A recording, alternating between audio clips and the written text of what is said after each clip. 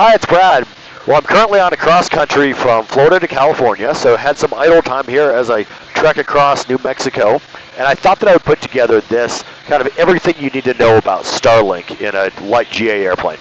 Here in my Cirrus, I've had Starlink for many months since mid last year, and have responded to probably hundreds of different comments, messages, phone calls, with people having a lot of questions about what to do, how to mount it, how to power it, kind of you name it. So very all-encompassing here, kind of run through some different topics. To start out with, obviously acquisition, you can acquire the dish directly from Starlink, or you can get it at all kinds of places from Best Buy to Walmart to Amazon, you name it.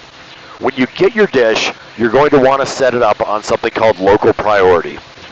This is really important. This is a plan that is only available on business accounts. So if you're asked to choose, is it like kind of home or business, make sure that you choose business on there. The roam plan will only work up to 100 miles an hour, so obviously that's not suitable. Whereas local priority, which is basically a $40 plan that you buy 50 gig data buckets for $25 a piece, so essentially it comes out to $65 for the local priority plan. Per month, if you're going to use 50 gigs, that's going to work up to 350 miles an hour. They also have a global priority plan. And really, you don't need the global priority plan unless you're going above 350. The global priority will go up to 550 miles an hour. And with that plan, you can actually go offshore. The local priority cuts off. Various reports of when exactly it cuts off. My latest test over across the Gulf into Florida was about 5 miles offshore roughly, but people have reported literally 1-2 miles offshore that you'll have that cut off. So you will need global priority. A lot more money. You're looking at about $250 or so for that versus the local priority.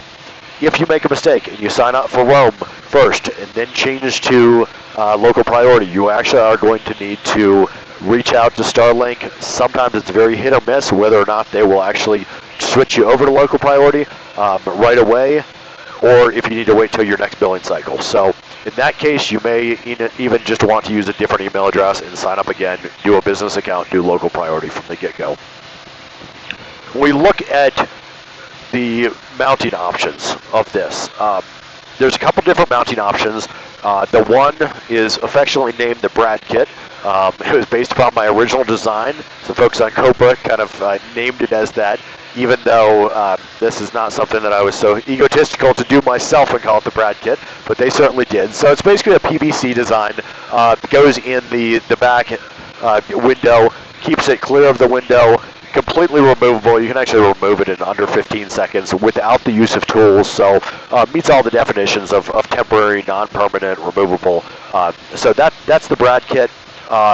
There are others out there. There are commercial products, some of these 3D products. You have some folks that have 3D modeling products that then they have just put the graphics files online kind of for the community.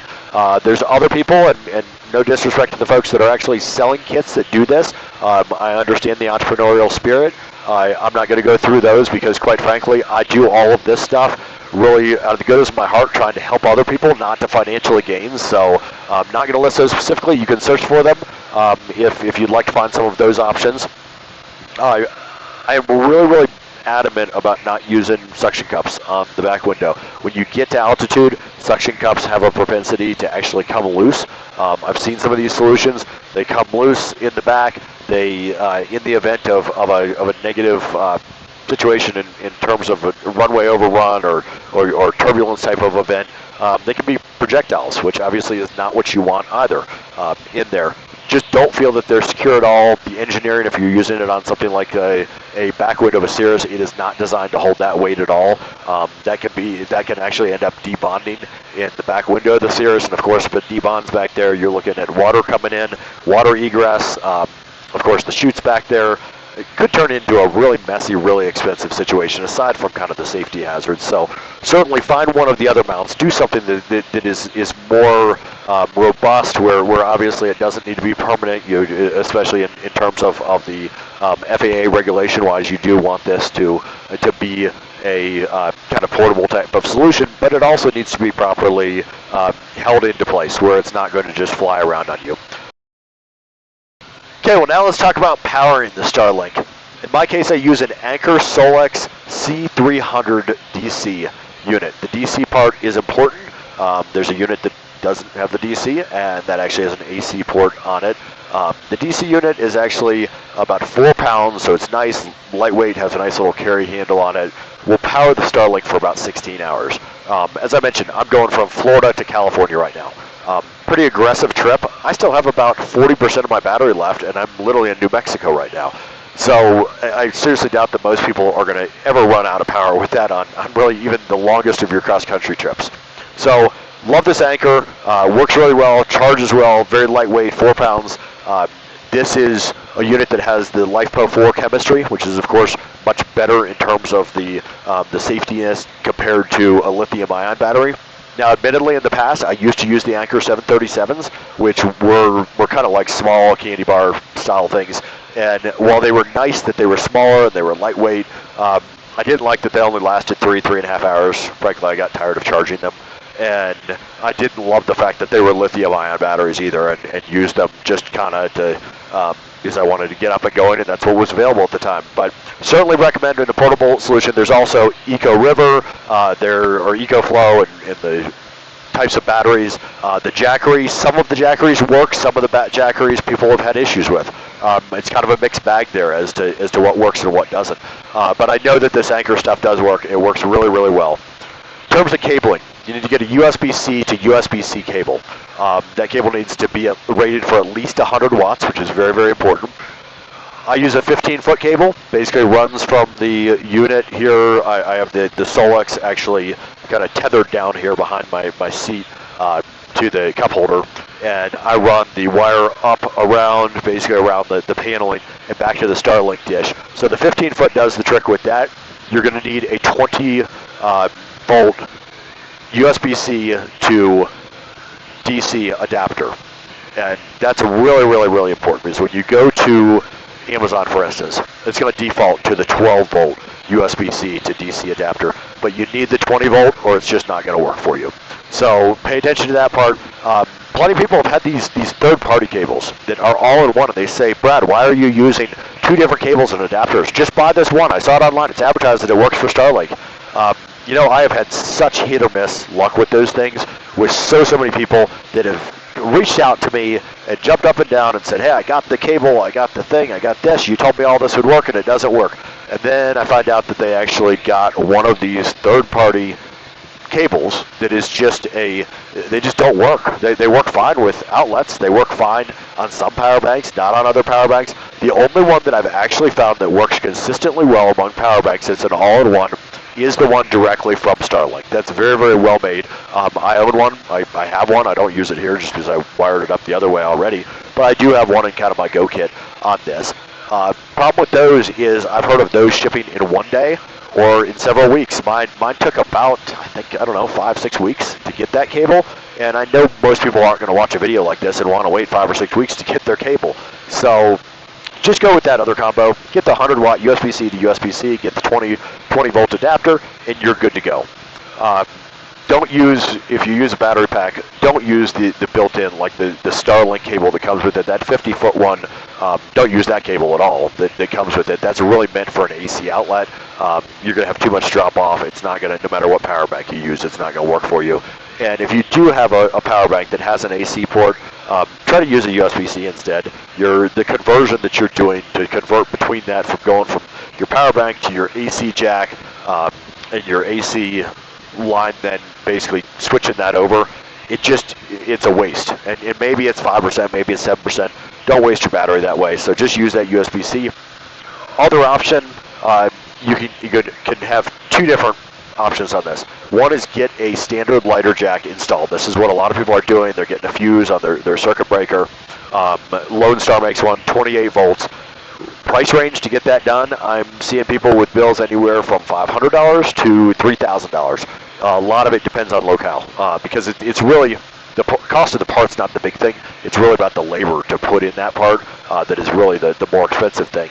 So depending on where you're located, especially West Coast, that's where I'm seeing these really, really wildly high numbers.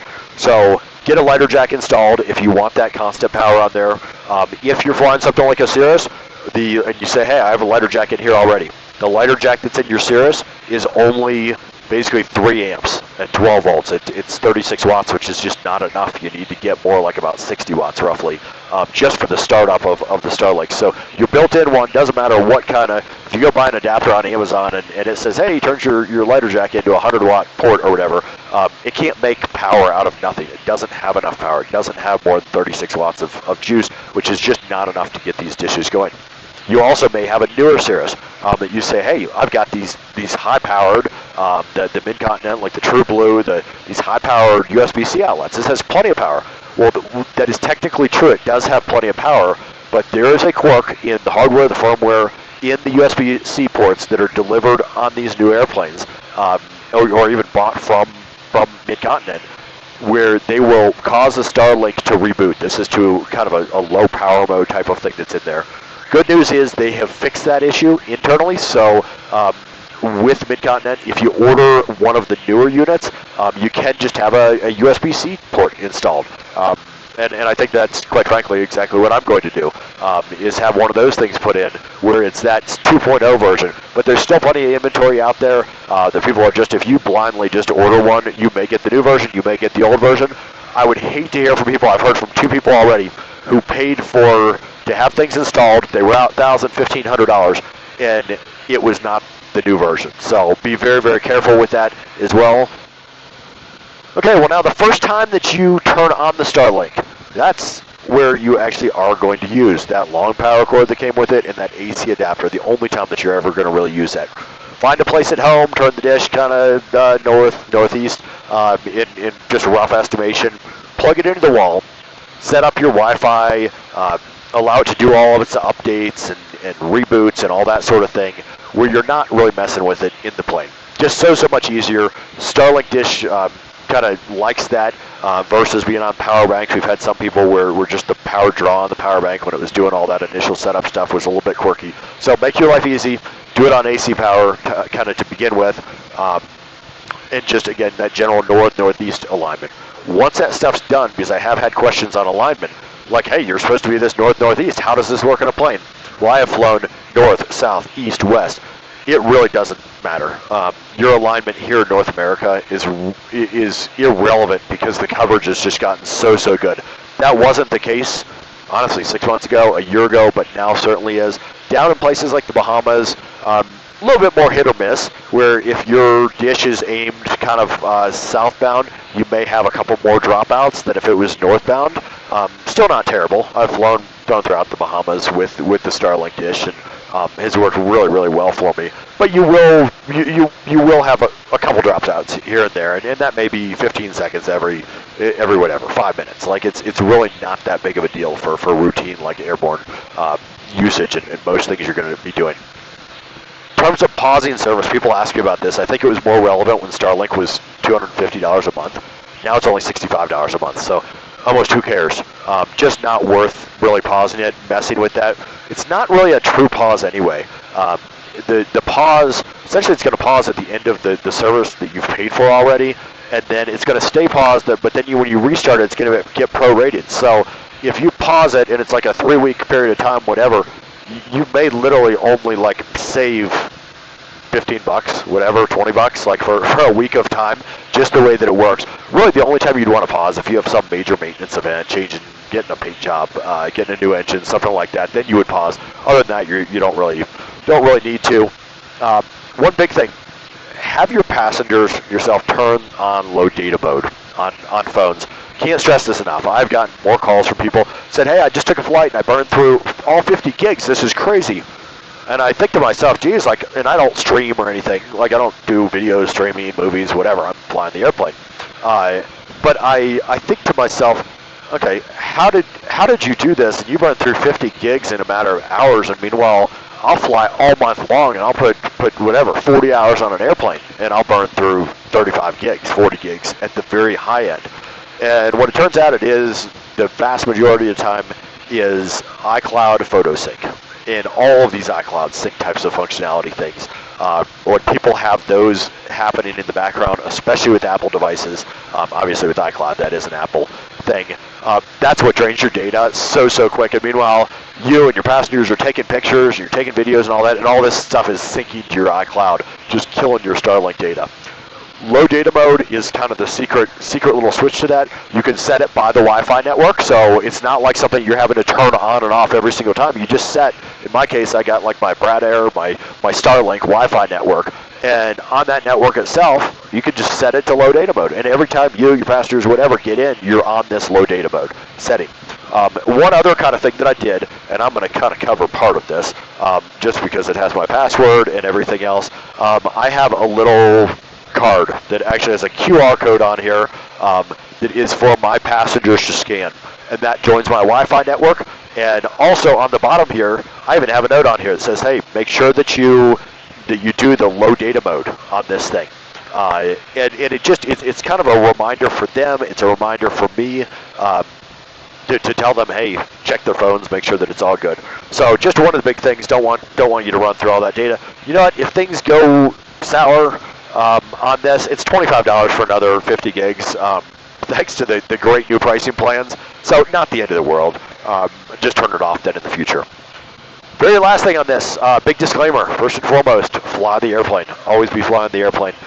Just because you have Starlink and it has the ability or the potential to distract you, don't let it. You know, we've always had ability to do distractions. If pilots don't want to be cognizant about flying the airplane, you could play on your iPad. You could read a book, the most rudimentary thing in the world, and be kind of a dereliction of duty to your piloting responsibility. So please fly the airplane. Have your passengers enjoy the Starlink, enjoy videos, enjoy making time just pass so much quicker in the airplane, especially on these longer runs, and use it for good things. I use Starlink, admittedly. I will use it to pull up like live ATC at fields that are far off in the distance, where there are things like storms or icing or things, and I want to kind of hear that local air traffic, or pull up radar images, or pull up windy, all kinds of things. The safety benefits of this, of being connected, are just immeasurable. And I think we're going to have a ton more of those, more apps, more cool things come out that can help us in the cockpit. But I do urge you at the same time to just use good sense. And when you need to fly the airplane, fly the airplane. My Starlink, personally, my SOP, till I'm up at cruise, the unit doesn't even get turned on. And when it's time to descend, I'll be descending here in about 20 minutes. I'll get my point where then I'll start kind of a very initial approach into Albuquerque, and this will come off. All this is going to be shut off. So please, that's my personal plea to you. Hope that this has helped. No, it's a long video, whole lot of stuff, whole lot to unpack in here, but hopefully this brain dump has kind of taught you everything you need to know about using Starlink successfully in a small, light GA airplane. Fly safe, everybody. Have a good one. Bye-bye.